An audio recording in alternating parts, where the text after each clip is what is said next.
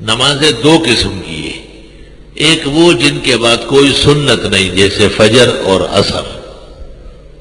اس کے بعد آیت الکرسی بھی ہے اور دائیں ہاتھ سے تسبیحات پڑھنا بھی ہے، 33 33 34، اور پھر تفصیلی دعائیں ہیں۔ دوسری نمازیں وہ ہیں جن کے بعد موقت سنتیں ہیں، جیسے ظہر کے 4 فرض کے بعد 2 رکعت سنت، مغرب کے 3 فرض کے بعد 2 رکعت سنت موقتہ، عشاء کے 4 فرضوں کے بعد 2 رکعت سنت موقتہ۔ محقق بات یہ ہے کہ جن فرائض کے بعد مؤکد سنتیں موجود ہو، مختصر دعا اللہم انت السلام و بمقدارہا، عائشہ ام المومنین مسلم اور ترمذی میں کہتی ہے بمقدار ما یقول اللہم انت السلام، اس کے آس پاس مختصر سی دعا مانگی جائے اور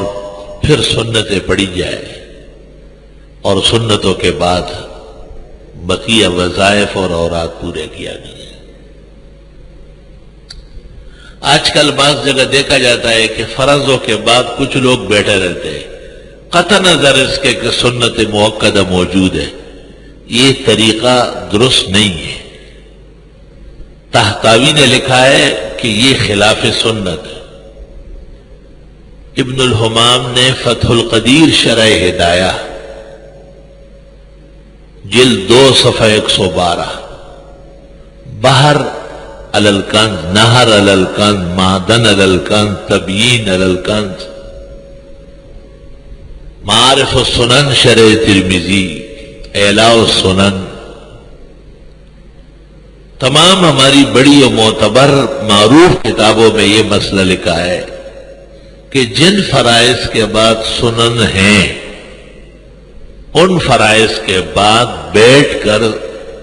اوراد کرنا یا انگلیاں پڑھنا یہ نامناسب اور خلاف سنت بات ہے۔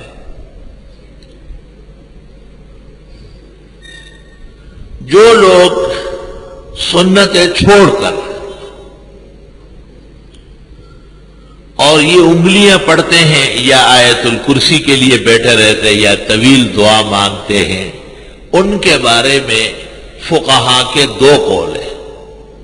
محقق نے فتح القدیر میں لکھا ہے، پہلا قول یہ ہے کہ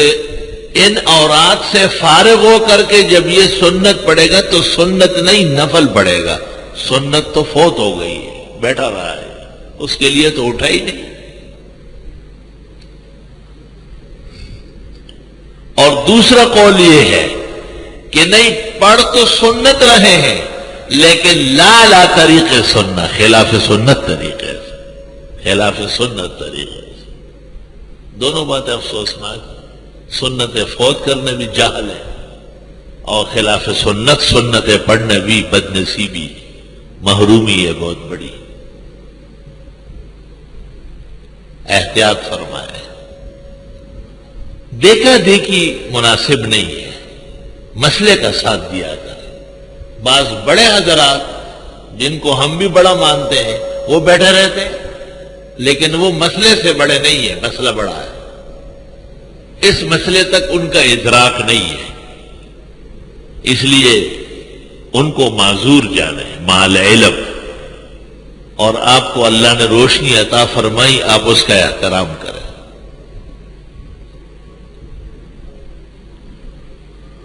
یہ جو عبارت ہے فقہ کی، القیام الی السنت متصلا بالفرض مسنون، یہ متفق علیہ عبارت ہے، یاد رکھ تمام کتابوں۔ شمس الائمہ نے مبسوط میں، کاسانی نے بدائی میں، علاء الدین نے تحفۃ الفقہاء میں، معتبر علماء نے اس کو تسلیم کیا کہ یہ اصلی عبارت ہے کہ فرائض کے بعد سنتوں کے لیے قیام یہ سنت طریقہ ہے، درمیان میں طویل فصل نہ کیا جائے۔ لا الہ الا اللہ،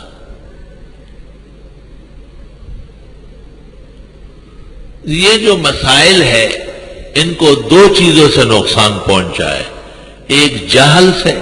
کہ اکثر کو پتہ نہیں ہوتا، اور دوسرا لحاظ سے، خیال ہوتا ہے مہمان ہے، بڑا ہے، نمازی ہے، بابا یہ مسائل حل کیسے ہوں گے؟